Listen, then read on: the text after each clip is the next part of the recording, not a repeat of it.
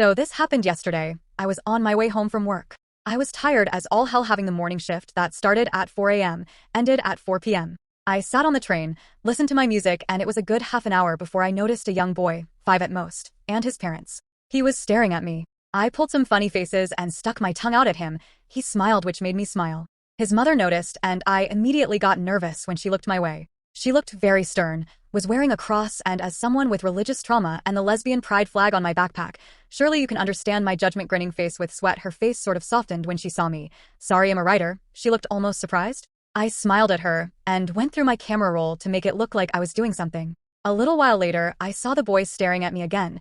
Now in my head, it's totally plausible that it was my appearance. I was wearing my girlfriend's bomb jacket, which was plastered in patches. I have a nose ring and ripped jeans that are practically shorts at this point. They're my favorite, so I wear them nonstop. And a metal band tee. Kids love looking at emo gay people. I tend to get kids staring at me all the time, so I just kept making faces at him more to make sure he knows I'm not scary, and he laughed this time. I smiled because, oh, that's sweet, but then the mother asked the dad to take him to the bathroom, and I was so scared, loudly crying face. She started coming towards me and sat in the seat next to me. I took out my headphones and she took a breath before telling me the saddest story I'd heard in a while. Her daughter had passed away at her own hands, and I looked a lot like her. She showed me some pictures and there was a resemblance. Her daughter was also a lesbian and faced a lot of bullying for it. The mother said she'd been blaming herself for being Christian and not having a safe enough home for her. She was still religious, but knows now that God wouldn't put gay people on earth if he didn't love them. I said I was sorry, feeling a little awkward for this absolute trauma dump I was experiencing, but gave her a hug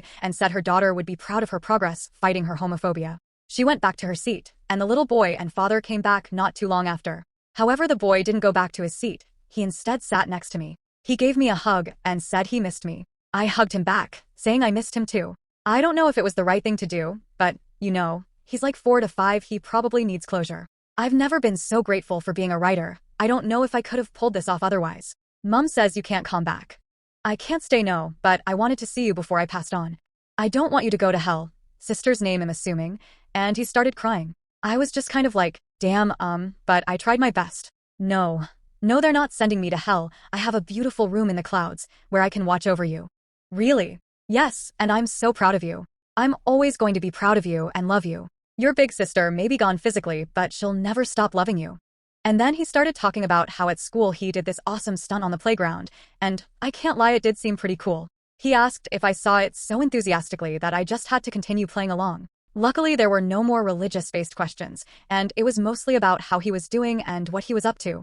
It was almost their stop, and I saw his parents gathering their stuff. Are you coming home?